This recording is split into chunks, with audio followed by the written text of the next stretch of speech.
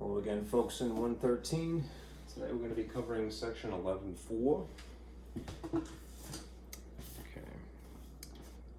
Let's see. Just to verify, today is Thursday, April 22nd. It's Earth Day, I want to say. And so we're covering a section 11.4. Right on schedule. Good. The packet that I have for you looks like this. It is largely swiped from the textbook, but I try to make it more concise. So it's 1 or 2 pages of notes, basically, or textual information. We're going to be discussing the counting principle, tree diagrams, and there's a formula that looks very much like a complement formula. Probability of an event happening at least once. And some examples. I threw in my diagram in case you want to write as vocabulary instead, but that's up to you. We're going to go through the 3 examples that are from the book. And I believe that is it. Yep.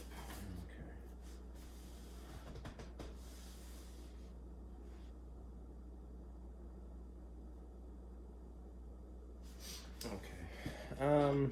Let me draw an overview as I am inclined to do, and we'll discuss this. What we're going to be talking about largely are consecutive events,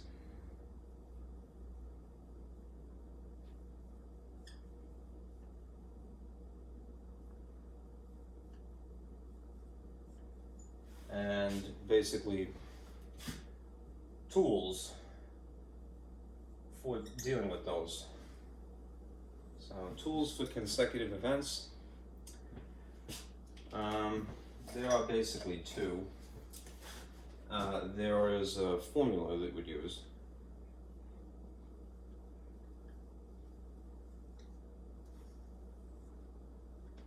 And then there is a diagram.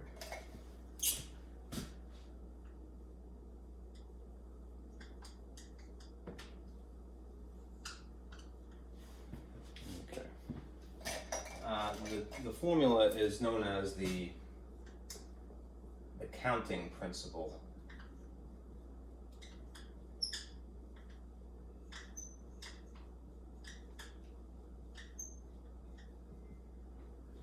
If that's visible, looks like it's okay. Turn this light on and see if that helps a little bit. I think that might make it a little bit better, so try to reduce glare here. Good. All right. The formula is known as the counting principle, and it is really just 2 things multiplied. Now, this warrants some explanation. It's usually abbreviated as capital M. Lowercase m. I don't know why it's a capital. M times n. And since we're talking about consecutive events, meaning one thing after the other,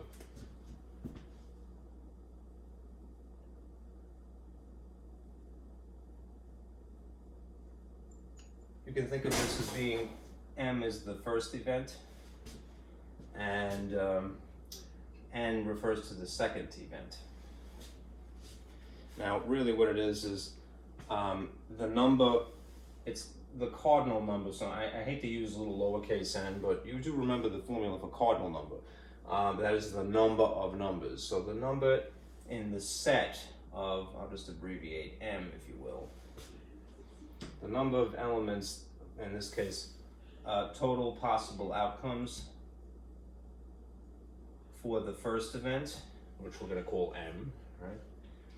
And this would be basically the number of total possible outcomes in the second event.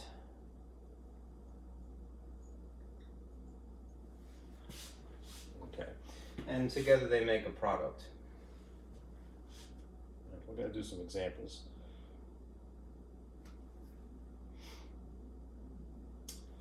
Let me just check something.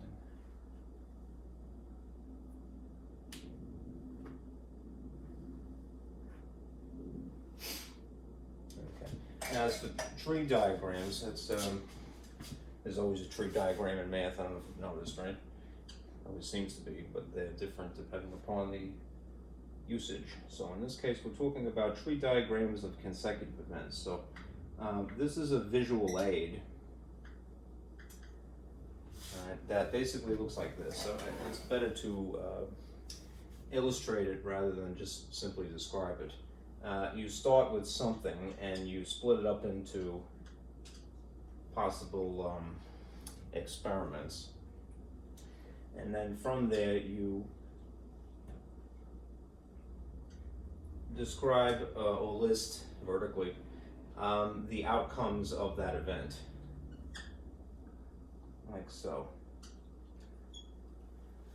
So I'm going to put this in green just because it's always faint anyway. The thing that is here, the starting point more or less, this is the two games or experiments that you're talking about.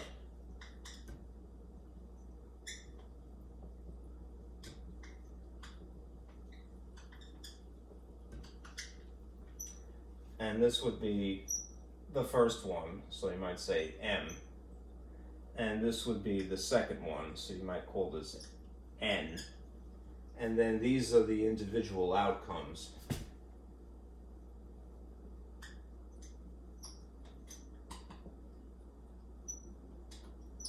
Of the first, the individual outcomes of the second.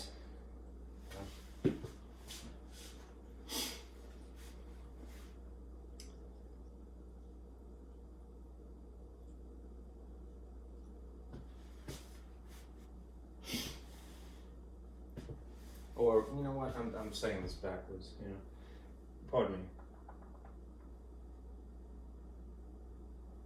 I'm making one little boo-boo here. If you have a game, there are usually outcomes of the first game, right? Both of these would be the outcomes of the first game, sorry, right? And then these would be the outcomes of the second game.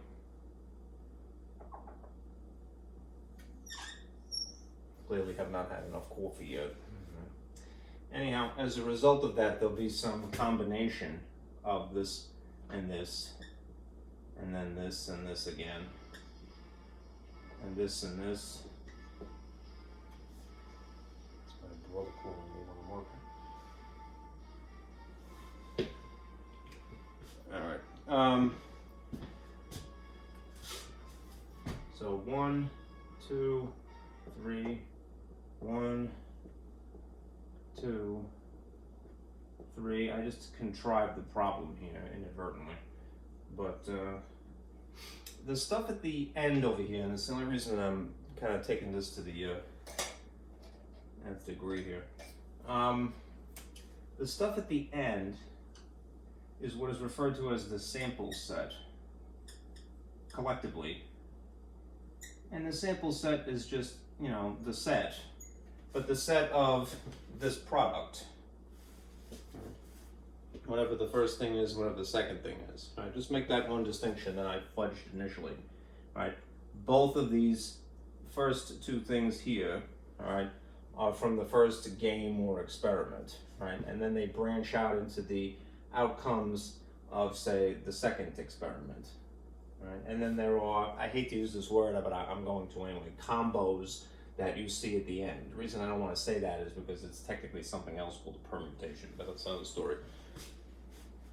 Anyhow, this is a list, all right? A roster, all right? And you would refer to that as a sample set. I'm sorry. I don't know why my brother was bothering me this morning.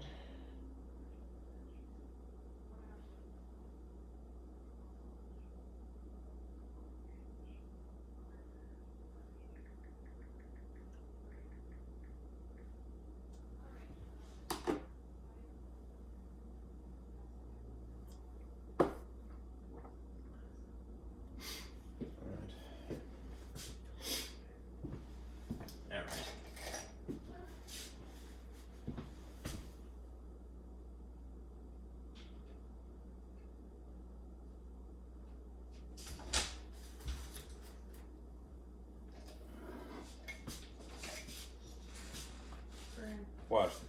Family call. I can't right now. I'm in the middle of something. Tell me what if it's an emergency, then yeah, but it's How much do you? Alright, what's going on, Jim?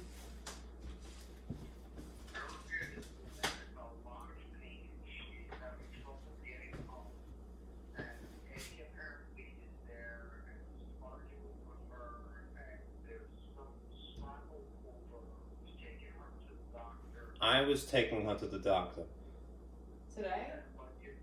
She was planning to call to cancel you because Eddie is fighting with her and he's angry at her for being sick and this shit is ridiculous. Alright, enough. I gotta work now. Alright. Sorry. My sister, I'm supposed to take her to a doctor's appointment at 2 o'clock today. But her boyfriend or whatever is preempting that. So this is a formula that is basically just multiplying, right? Outcomes from the first thing, game or experiment, outcomes from the second, right? And it basically tells you how many of these in the list there would be. It doesn't describe what they look like. That's what you would need the tree diagram for, right? As I mentioned, this is a visual aid, all right, that illustrates all possible, I gotta put in quotation mark, combos, right? I should be setting a good example. I shouldn't say combinations because there's another thing called permutations. And these would really resemble a permutation more than a combination.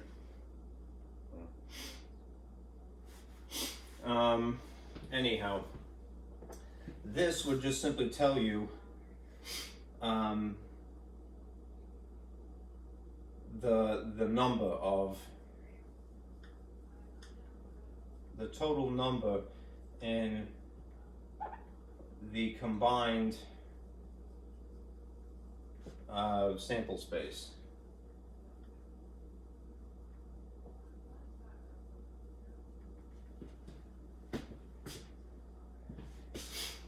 All right, so having said that, let me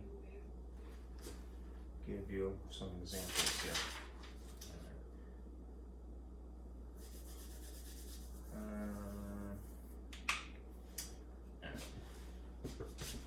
We're going to basically be implementing both of these things, but we'll start with the counting principle first.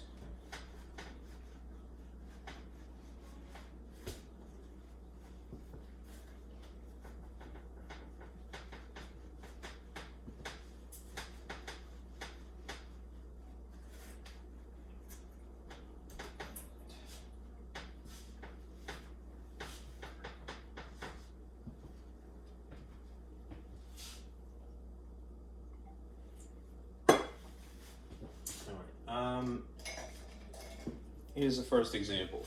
All right. This would be 2 games, consecutive events.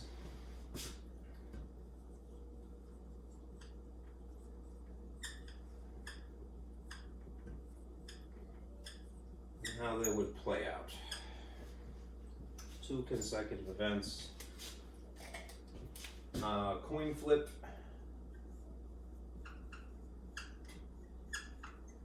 And a die roll. So the coin flip would be in that order. This is the first, and this is the second event. Right. If you were asked, determine, let's just call this point A,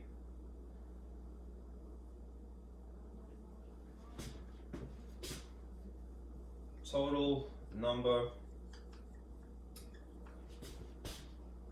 of outcomes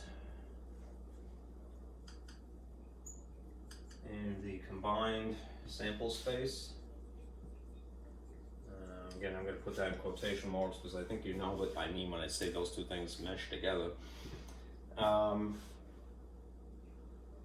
In this unique order, meaning this is first and this is second. All right. if you decide that the coin flip is basically M, right, and that the die roll is basically N, then according to the counting principle,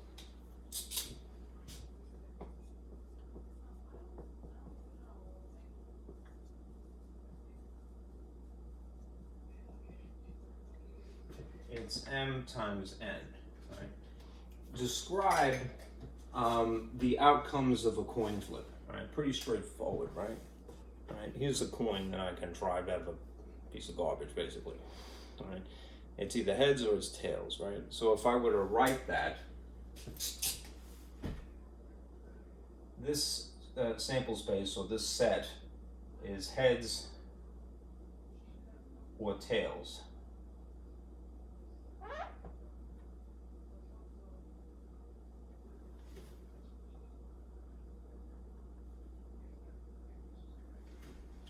Okay. And if you were to describe a die roll, and assume it's just one, remember there are 6 faces on a fair die.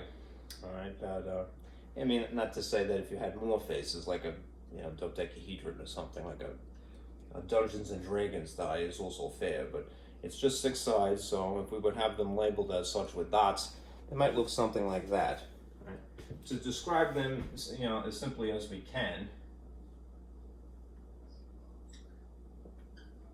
1, 2, 3, 4, 5, 6.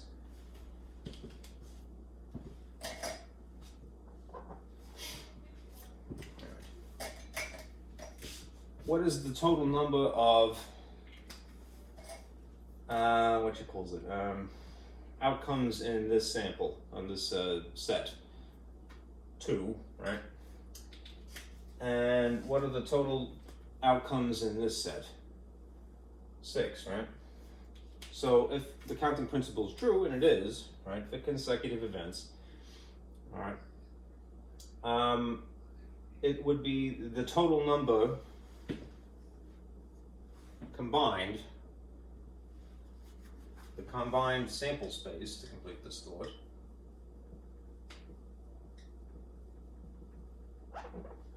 is 12. Now that is useful because it will help us when we're trying to actually illustrate the unique individual combinations, permutations, whatever you want to call it. All right, the combos. All right, so we have 12, right, to look for, right, or to verify. All right. So let me do that now. All right. What we'll do is we'll illustrate the royal we. All right, we'll draw I'll draw a tree diagram to show you that there are in fact 12 of these. Okay.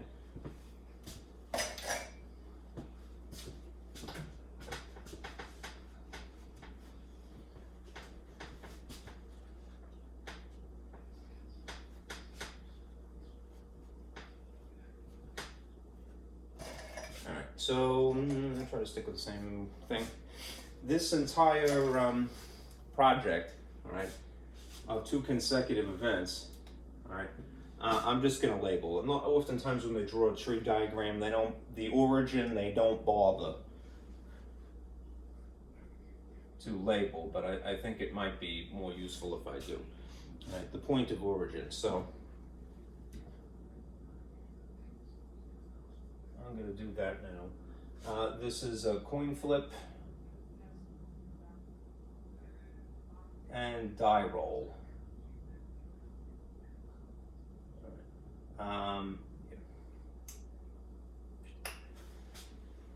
And then what will be adjacent to that will be outcomes from the first,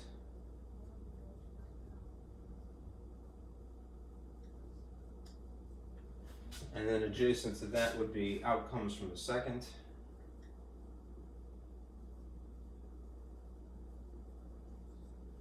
and then the list of in the sample space.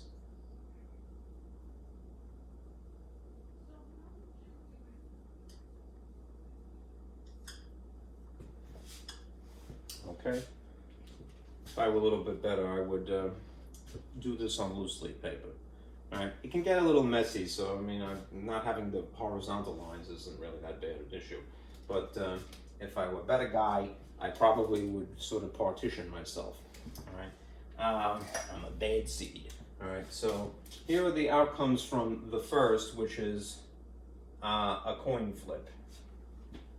All right, just abbreviate. So I'm going to say heads and tails.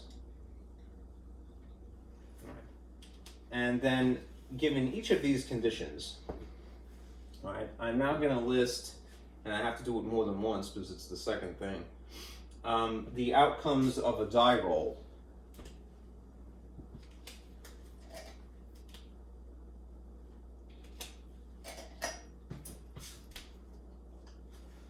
So, 1, 2, 3, 4, 5, 6. Before I continue, let me connect them. Maybe this green will cooperate. Let us say, hypothetically, that you have this game, and these, again, are the first two possible outcomes given a coin flip, right? If you get heads, right, what could happen after that is that once you roll a die, right, you might land on 1, right? Or having gotten heads, you land on 2, right? Or having gotten heads, you land on 3, or 4, or 5, or 6. And you can see this is quite dendritic. It has a lot of branches, right? But that's just the situation if you had heads, right? There is potentially the other situation where you land on tails to start with, really. So I'll put it underneath it, and it gets a little sloppy, I'm sorry. All right, 1, 2, 3, 4, 5, 6. And then it's the same thing. You land on tails, but initially, and then 1, tails and then 2, tails and then 3, tails and then 4, tails and then 5 or 6.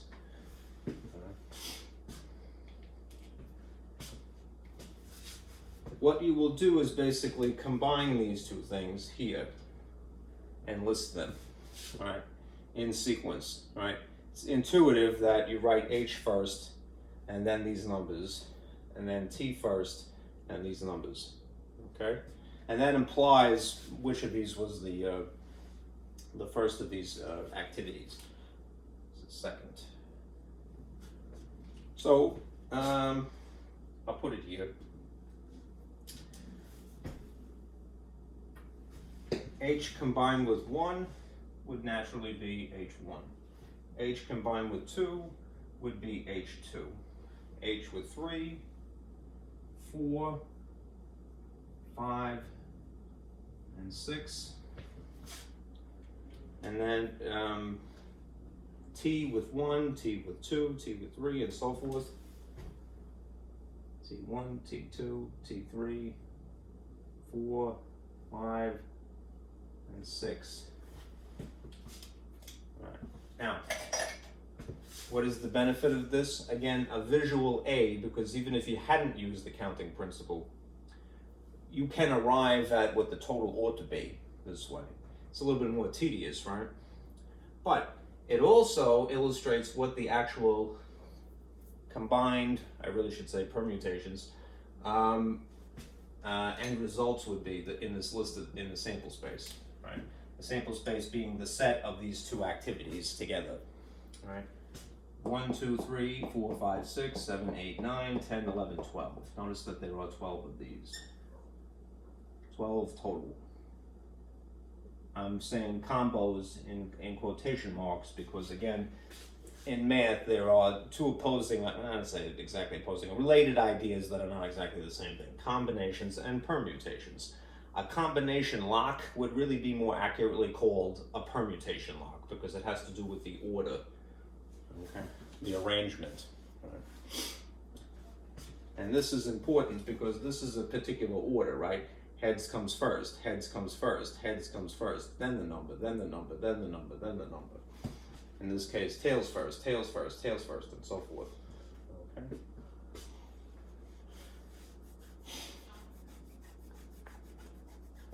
Okay, so that's basically it. You'll be doing this a lot. All right, they'll ask you virtually every single question, you know, figure out using the counting principle how many of these in the sample space, the list, would be total. Just the number, right? 12, right, to verify.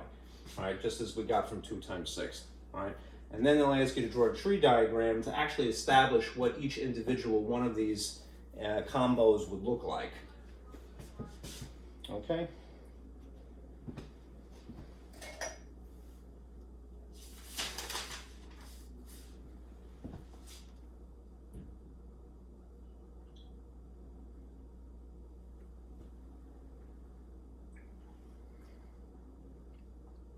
Let me get some water, I'm sorry.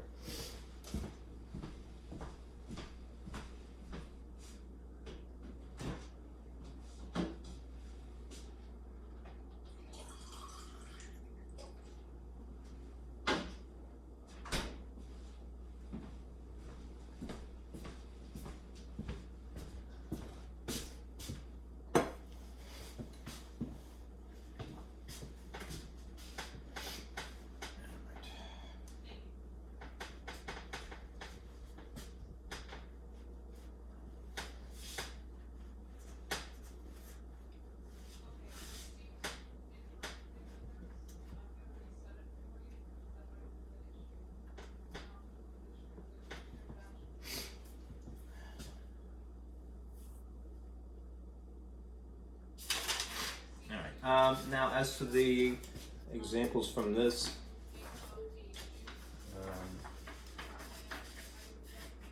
let me just show you this. Example 1, we'll be doing. A radio station has 2 tickets to give away to a Blake Shelton concert. Right? It held a contest and narrowed the possible recipients down to 4 people. A person named Christine, a person named Mike, a person named Larry, and a person named Phyllis. The names of 2 of these 4 will be selected at random from a hat, and the 2 people selected will be awarded tickets. And then it asks you in steps, right, to basically do what we had done. So essentially what is happening here is this. For this example, which is technically example 1, all right, you have a set of people, all right? These are radio station, how should I call them? Recipients, possible recipients.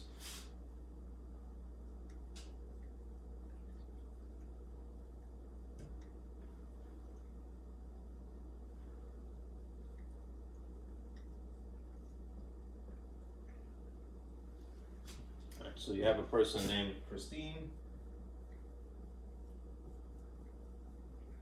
person named Mike, Larry, and Phyllis.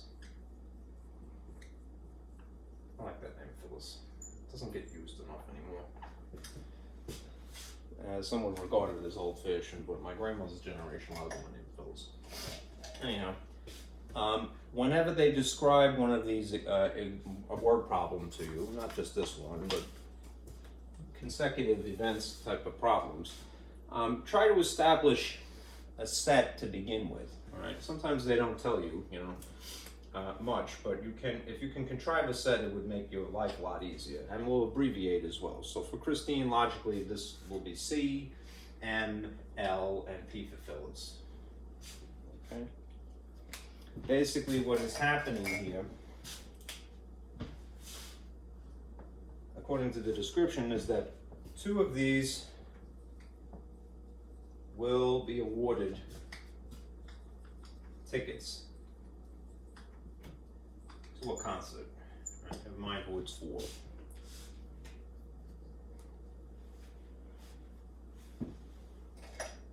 Alright, the first part of this,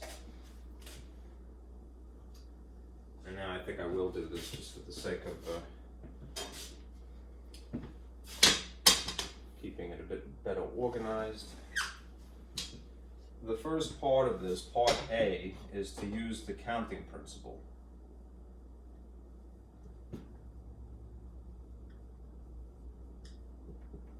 All right, which means M times N, basically.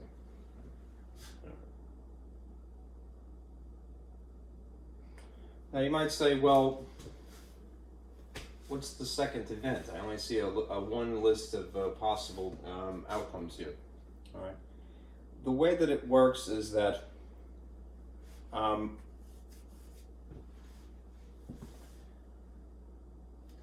you're going to be using the same set more than once, right? Weirdly, right? So let's figure out, in the case of the first name pull out of a hat, and this would be the set in that case, what the cardinal number is, right, for that set. Basically, first drawer. Right? It would be these 4 people, right? So indeed, that would be the number 4. Right? Now, once a person has been selected out of the 4, how many are there left over, though? Let's conclude in this second activity, the cardinal number of the set second drawer. Right. Is it still the same number of people? In other words, can a person win twice for the same game? They can't, right? So without specifying who it was, in general, how many people would be left over after you've pulled one out? 3. Which means that the total in this case, without really saying too much, would have to be 12. Total, shall we say, combos. And again, in quotation marks, because I really shouldn't say that word, I just think it's easier for people to understand. I should say permutations, but there's no colloquial way of speaking, I think, when it comes to a phrase like that. Right? They're similar. Permutations and combinations, again, are similar. But let's not say the word combination, let's just simply say combos to generalize. Not like those pretzel things, right? Anyhow, we have 12 to look for. Now, the second activity here is to actually construct a tree diagram to list the specifics of this. This is just a total, right? So here, we will have the point of origin, shall we say, the first activity outcomes, and then the second activity's outcomes, and then the actual sample space list.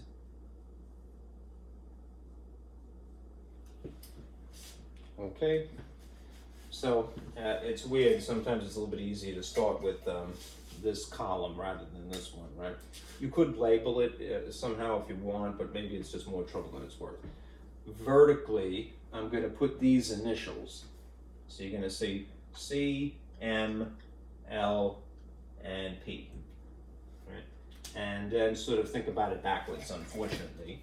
Here's a point of origin. All right. So after the first activity, these are the possible outcomes, essentially. All right. Now, you have to figure, because you're using, again, the same set twice, really. This is going to be diminished, right? When the pool from which you have to choose will be a slightly smaller pool, as I mentioned, 3 in the second game, if you will, right? The second drawer. So if a person already had drawn Christine, she's eliminated in the second process. So I would simply put MLP, so Mike, Larry, Phyllis, right, as a possibility. Right. I'm going to just switch to black just to make it a little less difficult to see. If Mike was drawn first, right, then it is CLP.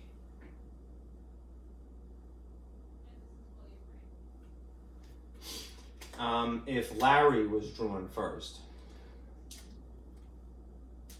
then it would be CMP.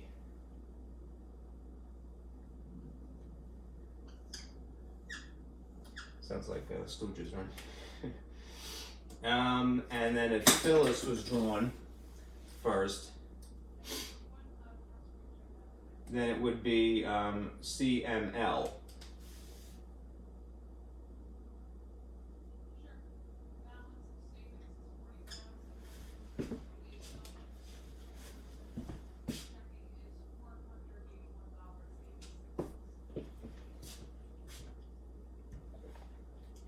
Okay, so now the task is to tie these things together, right?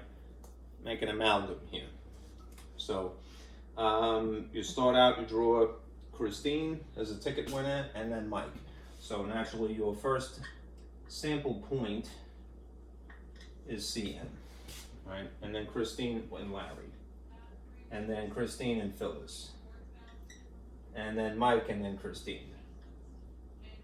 And then Mike and Larry. And then Mike and Phyllis.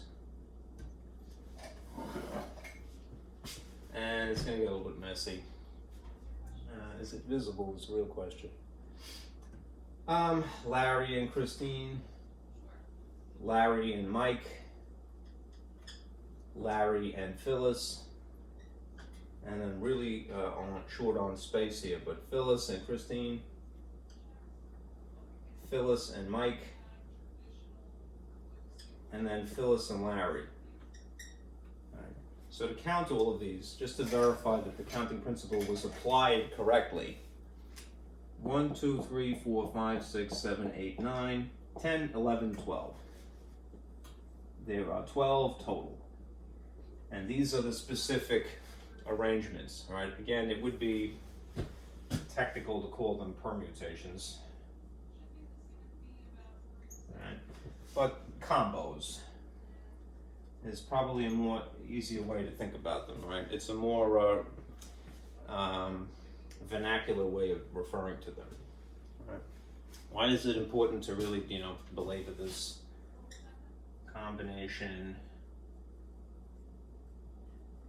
versus permutation? All right, there's a lot of misnomers in English. All right, again, a combination lock is really a permutation lock because the order in which you arrange the numbers, right, matters for sure, otherwise the lock won't open, right? Well, these you can see have similar features, like for instance, in this instance, it's Christine and then Mike. And then later down the list here, you see Mike and then Christine. So if we were thinking about this in a technical way, all right, we would say, oh, they're the same thing, right, because they have the same elements, all right? Not if they're permutations, right? Permutations would say the arrangement of these is important and makes this distinct from this. These are distinct from each other in spite of their similarity.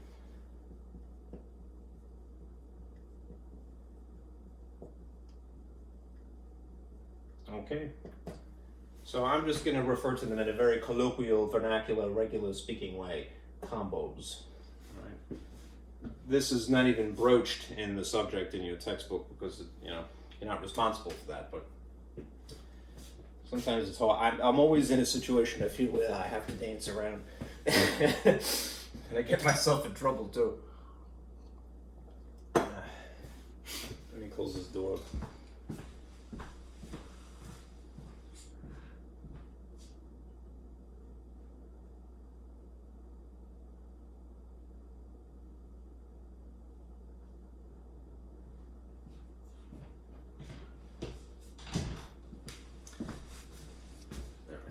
Now, those are just the two activities, and then there's a part C and a part D. So humor me and I'll erase to free up some space here.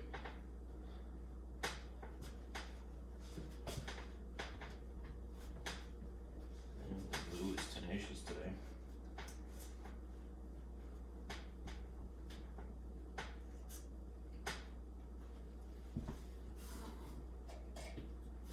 All right. So the second question, pardon me, the third, from this example is C. Determine the probability that Christine is selected. Part C. Essentially, the probability of Christine can be abbreviated using the notation that we're familiar with at this point. So what is the letter that we use for probability? P of something in parentheses, right? And if we're talking about Christine, naturally, then it would be the probability, P of C, all right? The probability of Christine, all right? Having this sample space listed as it is would help us answer this question, which is why we really need to do it, all right?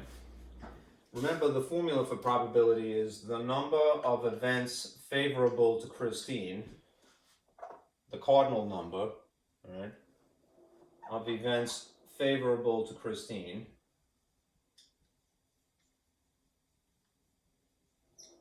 right, over the number of events in the sample space, right, or in the set, whichever S definition you would prefer. We already know from either using a diagram or for having used the counting principle that this number down here is 12. Right. All right.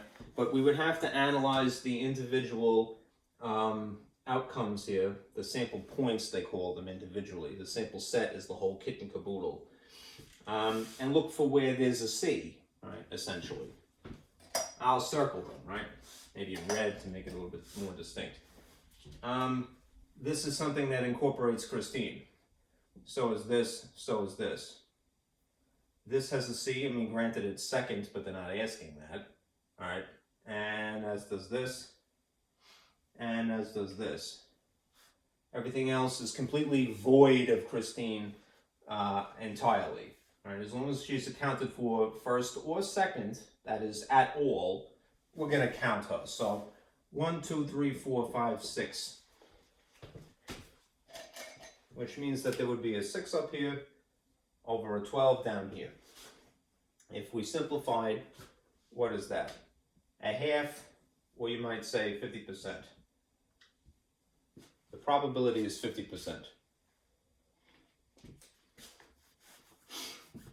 And that seems intuitive, right? If there's going to be 4 people total and there's 2 drawers, you know, that makes logical sense. Now, as for D,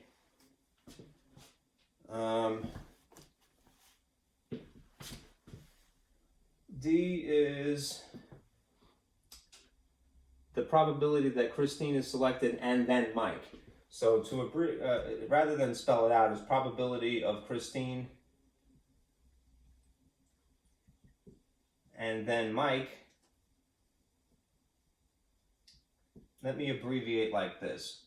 P of C and then Mike. Or then Mike. Then M, shall we say. We'll adapt the probability formula that we have established from way back. So it is going to be something similar, right? It'll be the number of events favorable to Christine and then Mike over the number of events total in the sample space. All right. So it would have to be Christine first, right?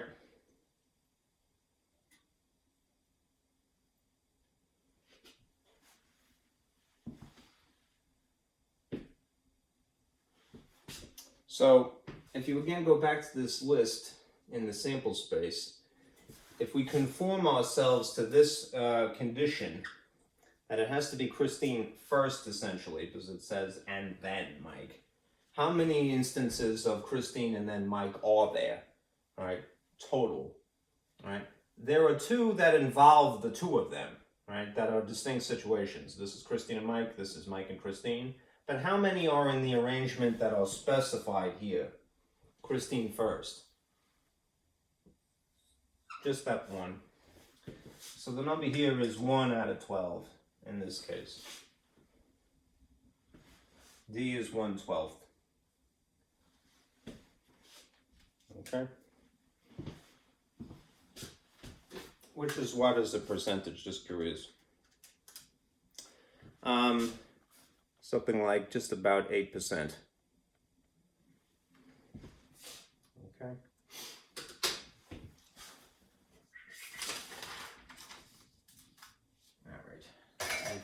space here and we'll continue. 2 more.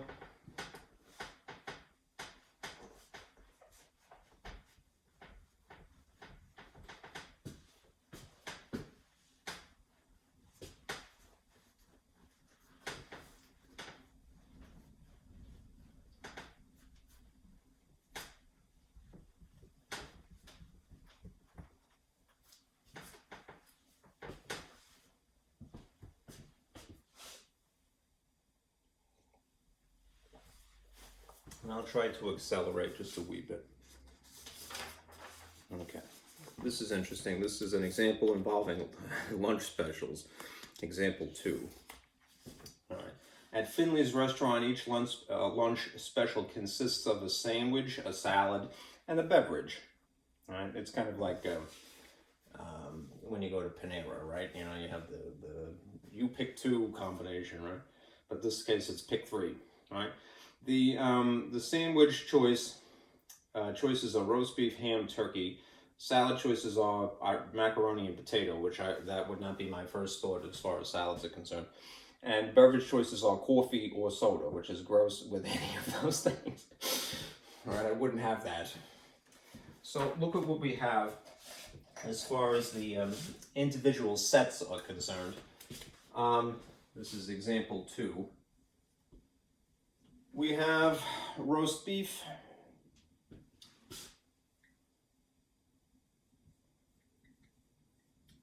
ham sandwich, and turkey sandwich. All right. And then we have macaroni.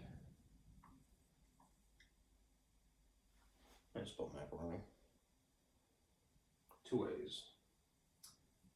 Yankee Doodle would be very unhappy with me. Potato. Okay. All right, and then weirdly, coffee, which I would never have with any of these things, or soda, which I might tolerate personally. All right. You have 3 things here. You have 2 things here and 2 things here. All right. So I'll put the figure up here. R. Roast beef, H for turkey, T, that's 3 total, right?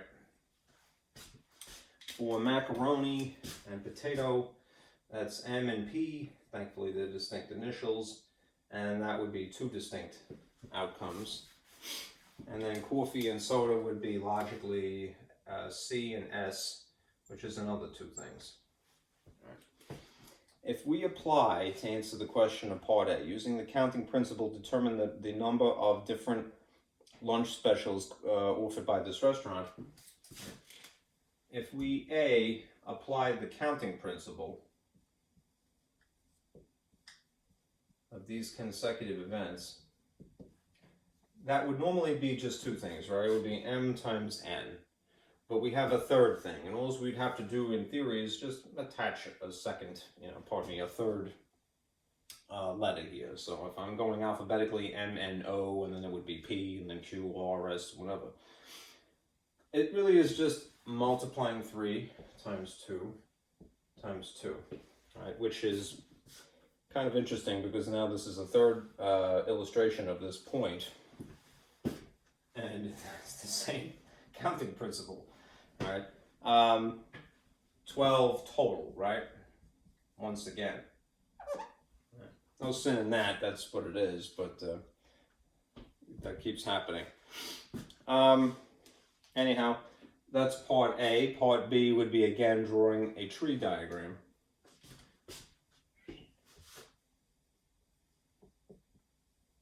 To illustrate the sample space. And we'll use these abbreviations now. All right. So there's going to be extra branches here. Let's see. I'm trying to make a good combo of colors here.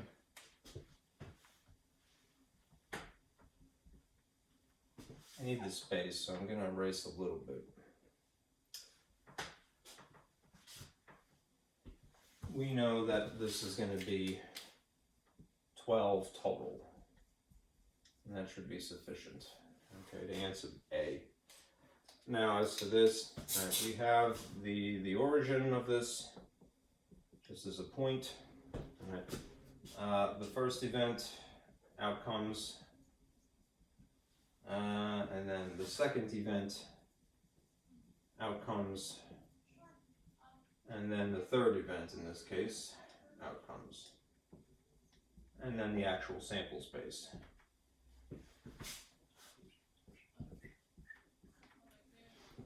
And hopefully I'll make this fit. So, RHT, right? You can have a roast beef sandwich, you can have a ham sandwich, you can have a turkey sandwich, right? Starting off. Right. In the second event, you can have macaroni or potato salad. All right. So, macaroni or potato salad, having had roast beef. Ham, you could have the same combination, macaroni or potato salad. Turkey, you can have macaroni or you can have potato salad. Right. And then you choose a drink combination. Thankfully, it's just two things as well. You can have roast beef, macaroni, and weirdly coffee, I think. And roast beef, macaroni, and soda, which is probably not any better for you, really. Roast beef, potato salad, coffee. Roast beef, potato salad, soda. Same things here and here. So you're gonna have ham, macaroni salad, coffee, ham, potato salad, macaroni salad, soda, sorry. Ham, potato salad, coffee, ham, potato salad, soda. Turkey, macaroni salad, coffee. Turkey, macaroni salad, soda. Turkey, potato salad, let's see, coffee. Turkey, potato salad, soda. Let's just verify that the original figure of 12 is in fact correct. Right. The end results here would be RMC, RMS, RPC,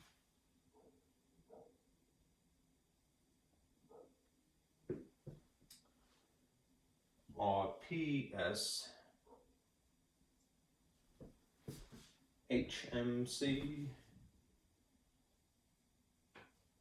HMS, you can see it's rather tedious,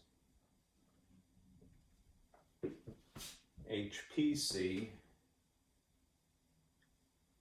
HPS, but if I'm careful, and this is something that will help me be careful, Turkey MC, MC Turkey, what is that? It struck me as being a fun name.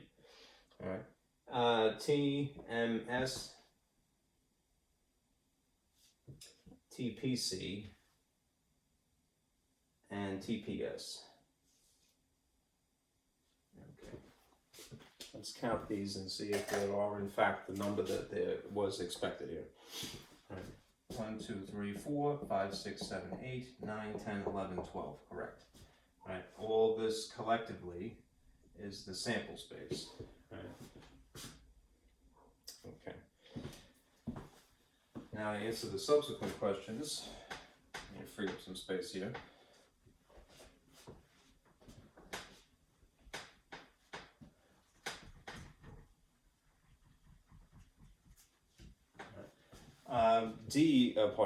Part C is asking, if a customer randomly selects one of the lunch specials, determine the probability that a roast beef sandwich and soda are selected. So for C, the probability of roast beef and a soda. Right? No mention of what the stuff in between is. Right? It doesn't have to be mentioned. Right? To abbreviate this, right, the probability of roast beef,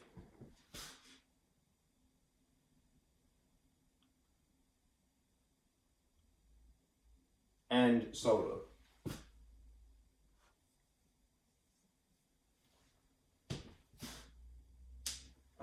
Would be the number of events favorable to roast beef and soda, and over the number in the sample space. So they're not really specific, like they didn't notice that there is no usage of the phrase "and then." That isn't being stated here. So if that isn't being phrased that way, you don't have to worry, all right? Just have to be sure to include, as far as the number is concerned, to represent this scenario, right? Something that has these two characteristics, right? So let's go through the sample space and circle anything that has an R and an S in it.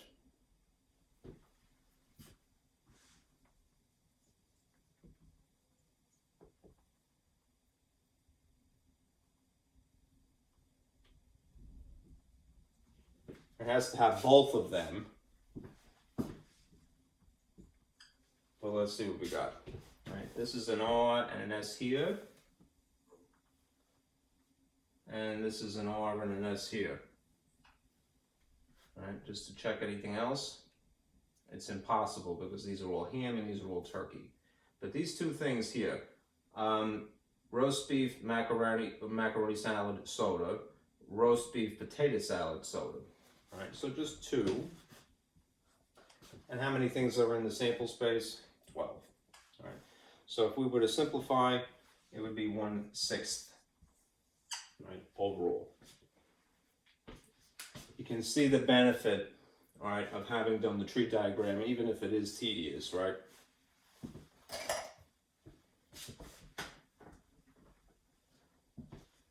Now for D,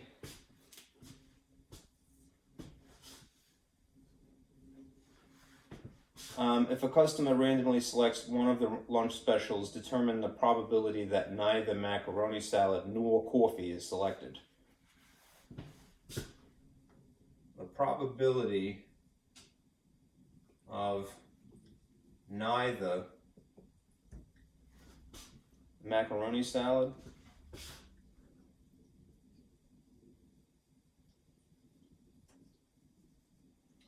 nor coffee.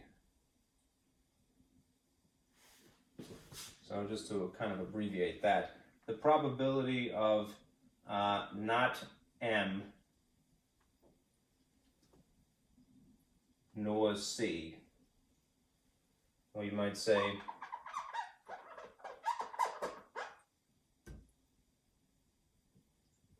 not M and not C.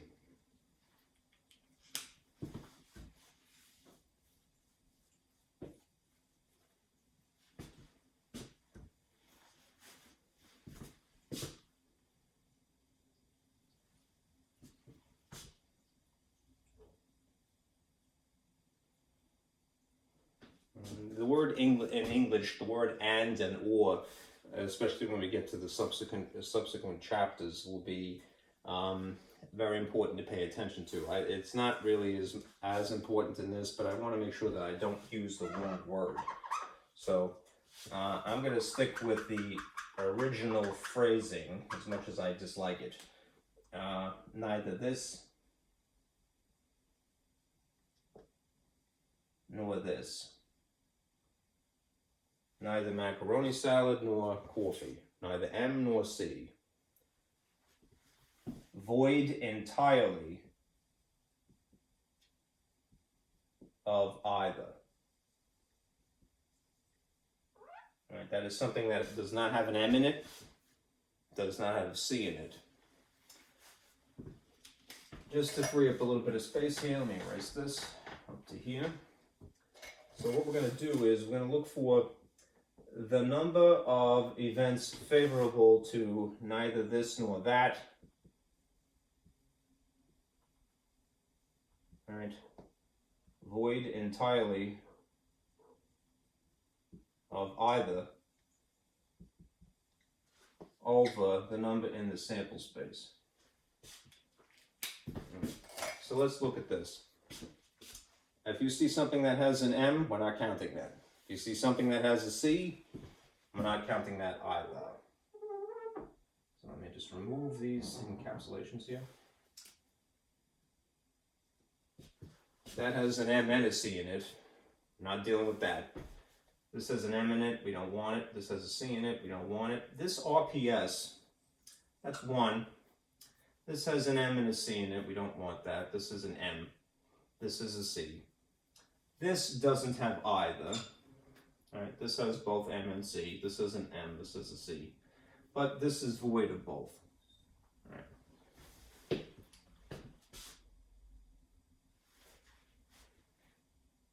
So RPS, HPS, and TPS. All right.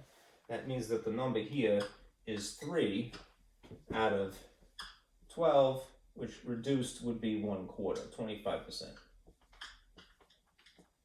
Just beware, you gotta be very careful with the way things are phrased. All right, as I mentioned, it's probably less important in section 11.4, but when we get to section 11.5, the word or and the word and are very rigid, and you have to conform to that rigidity. All right, and this is a subject for Tuesday, right, basically.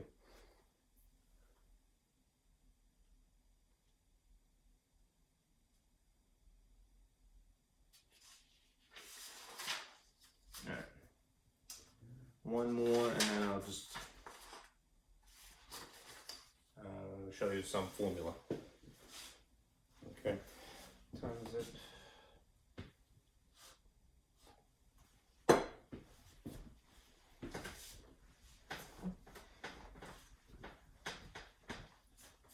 I have to take my sister to the doctor at 2 o'clock. So, thankfully, this is a fairly short lesson. This is example 3.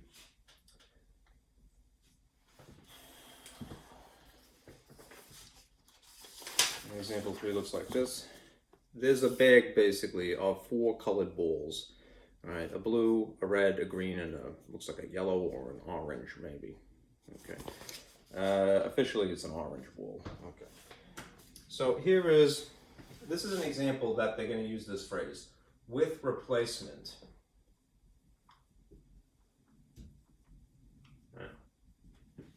If you remember back to the problem with Christine, Mike, Larry, and Phyllis, that would be an example of without replacement.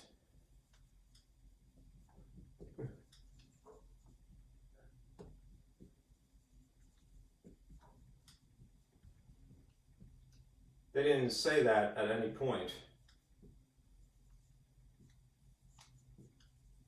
But that is distinct.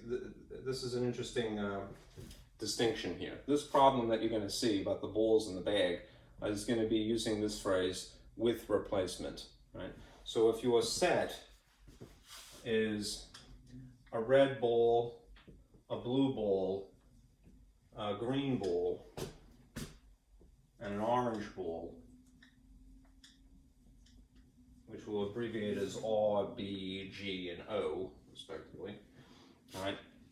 If there is no other game involved here, all right, we're going to be borrowing from this exact set. We're going to duplicate it essentially when we're going about our process.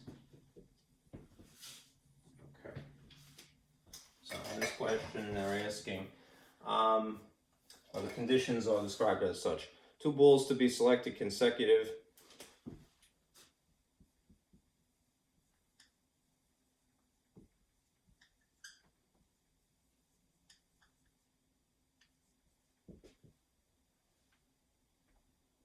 Selected consecutive. And again, with replacement. Meaning the ball is put back and then you blindly choose it again if necessary. there's a technical phrase for this, which again, it's more important to talk about it in section 11.5, which is that there are dependent events and that there are independent events. This is an example of independent events, which means the first game has no bearing on the second game. Why? Because there is replacement. Right? This is what, again, just a thought cloud here. Independent events. No bearing on the first. The first has no bearing on the second, rather. All right. So for A, they're asking, use the counting principle, all right, as usual now, to determine the number of sample points in the sample space. All right. So if we apply the counting principle, and since it's 2 balls being selected with replacement, that's 2 games, right? So m times n again, right? They're just using the same set twice.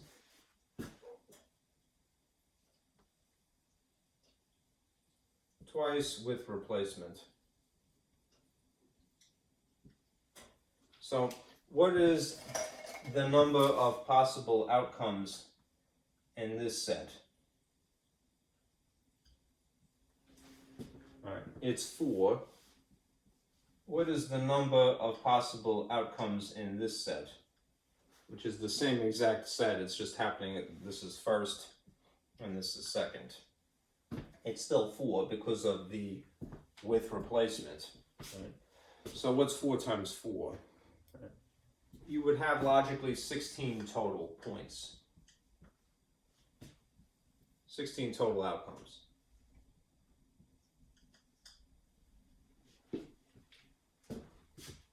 Okay.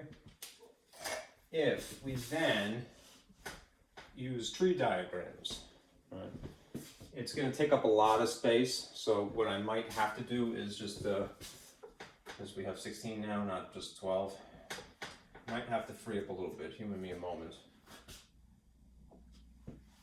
Okay. I'm going to use red just because it happens to write pretty well.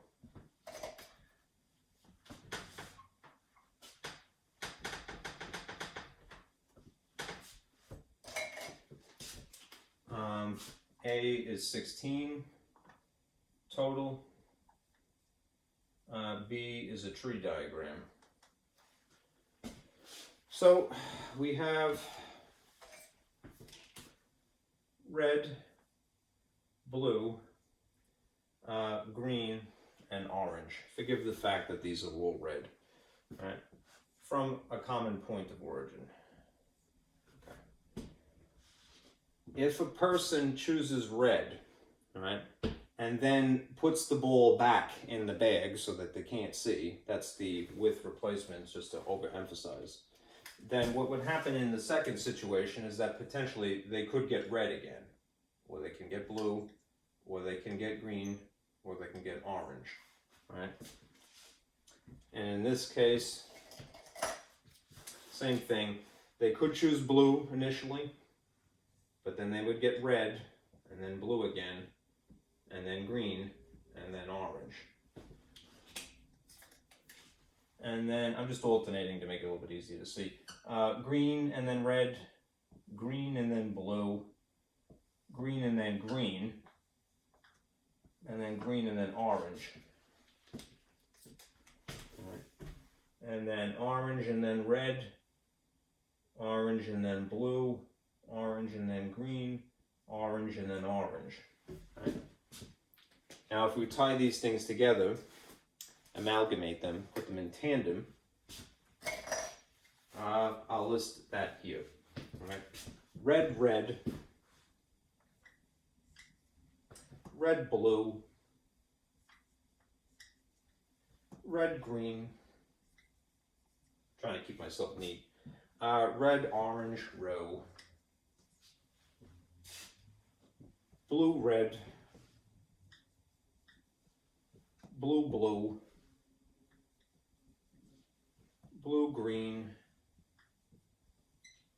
blue, orange, bow, green, red, green, blue, green, green, green, orange, orange, red, orange, blue, orange, green, and orange, orange. Sorry for the redundancy of that. Let us count them to verify that 16 is correct. 1, 2, 3, 4, 5, 6, 7, 8, 9, 10, 11, 12, 13, 14, 15, 16 indeed. Alright, cool. Alright. So this is the sample space in its entirety. Each one of these is a sample point, right? To use the phrase. Alright. Now to answer the subsequent parts of this, let me free up some space again. I hate erasing this, but here is part C, in which case we're asked, determine the probability that a red ball is selected twice. The probability of red twice. How could we basically abbreviate that? I would say use a little p, capital P technically, parentheses, and then or. That means that when we're looking, this would be the number of events favorable to RR over the number of events in the sample space. Looks like rays of light here. It's holy math, there you go. All right. Just look at your sample points here as they are listed and look for things that are RR. There's only one case where that will actually occur here, right? All right, so therefore, it will be 1 out of 16.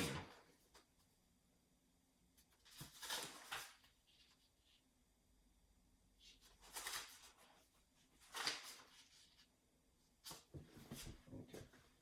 This is just one thing, one occurrence of RR out of 16 things. Okay. Part D is the probability of neither ball is selected is orange. Neither ball selected is orange.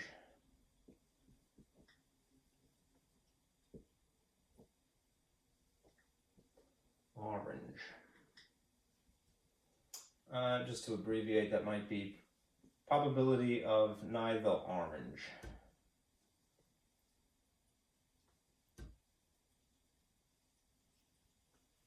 Again, to borrow the probability formula, the number of events favorable to neither orange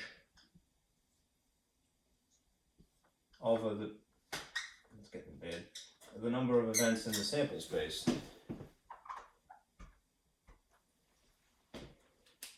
This one's getting to be a dud. We've got the clock here. If you consult the list here, I'll just remove this one little encapsulation here.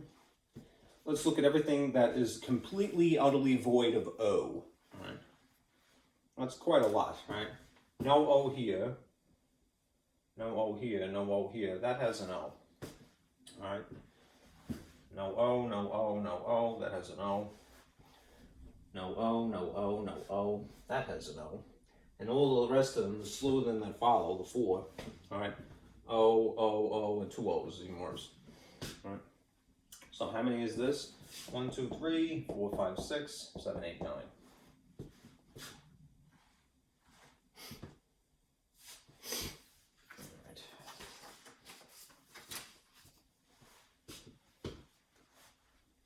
Keep saying Ruth Bader Ginsburg wherever I go.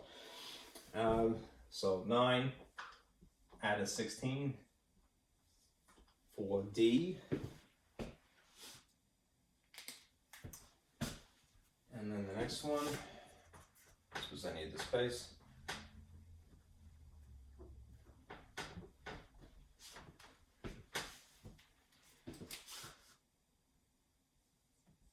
E.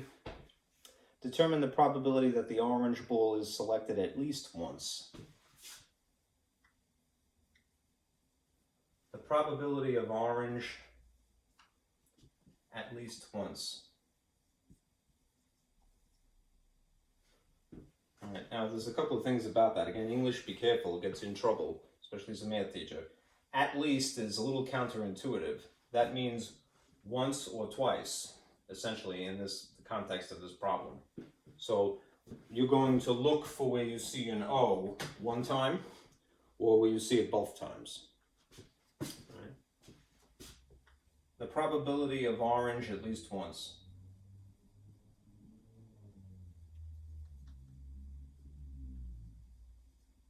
Would be the number of events favorable to orange at least once over the number of events in the sample space. That's a funny way to put that. Or, there you go, lowercase. I'll use blue in this case because I scribbled in red here. All right. Look for anything with an O, essentially. That has an O in it. That has an O in it. That has an O in it. And then all of these have an O in it. So 1, 2, 3, 4, 5, 6, 7 looks like. This is 7 out of 16 in this case.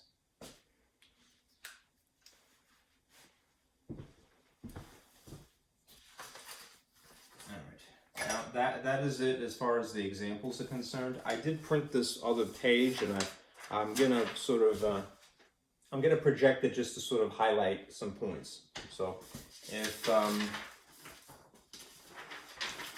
you have this copy, maybe with a highlighter, we'll just keep things in reference. And then I'll stop because I gotta peel out of here. Head to the doctor.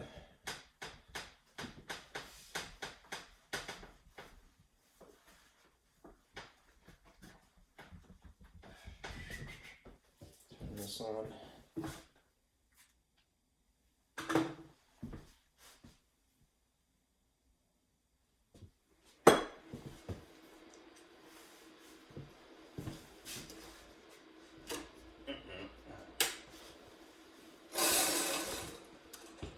Let's see.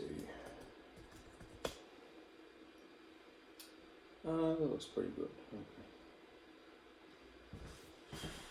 Scoot it over just a wee bit. There we go. Minimize. And take a look at these. All right. Look at this page.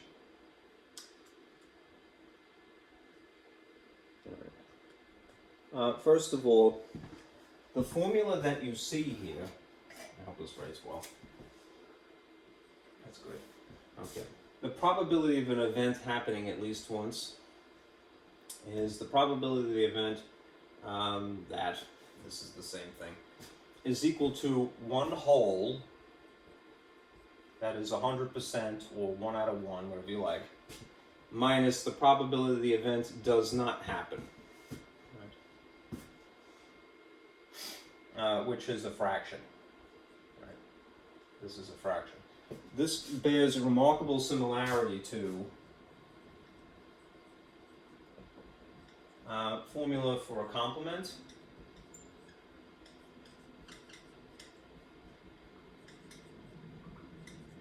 Right? It's just phrased a little bit differently, and it's arranged to calculate an event happening at least once instead. So just to not drive you crazy, but remember that formula. The probability of not A, that's the complement, right, which is sometimes called A prime, is equal to 1 minus the probability of A. Right? This is something not occurring, this is something occurring. If you algebraically rearrange this to swap this with this, all right, you would essentially have the formula that you see here in yellow. All right, the probability of an event occurring, in this case, context at least once, and then the event does not happen. That is not A. That is the complement of A. All right, it's just put here instead of there. All right. It's rearranged is what I'm getting at. Right? Sorry for the scribble, but this is basically the complement formula rearranged. So you already are aware of this. All right. Now what is important here, I would say, is this. In all of the tree diagrams in this section, the outcomes were always equally likely, which is why probability was useful here. Each outcome had the same probability of occurrence. Consider a rock that has 4 faces, and there's a diagram of a rock that you see a little bit lower.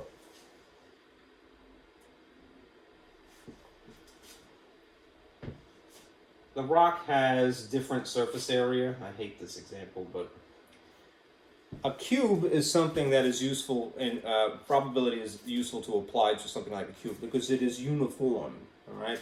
Whereas what is being discussed here is this illustration of a rock here, right? This isn't uniform. It has some sort of symmetry to it. It kind of looks pyramidal, right?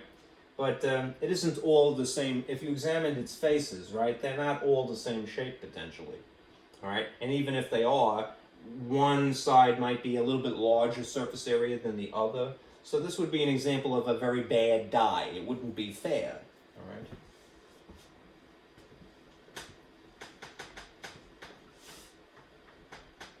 Anyhow,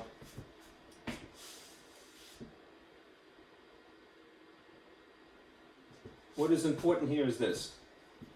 Outcomes that are not equally likely, and we are not given additional information about, we cannot determine with theoretical probability. Okay? So that's really the requisite. Theoretical probability requires, this is done too, equally likely outcomes. Right. Theoretical probability requires equally likely outcome, right? Outcomes that are not equally likely, we cannot determine the theoretical probability. It's another way of phrasing the same thing. Okay. And anything else?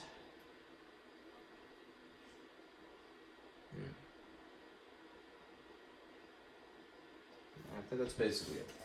Okay. Turn this off.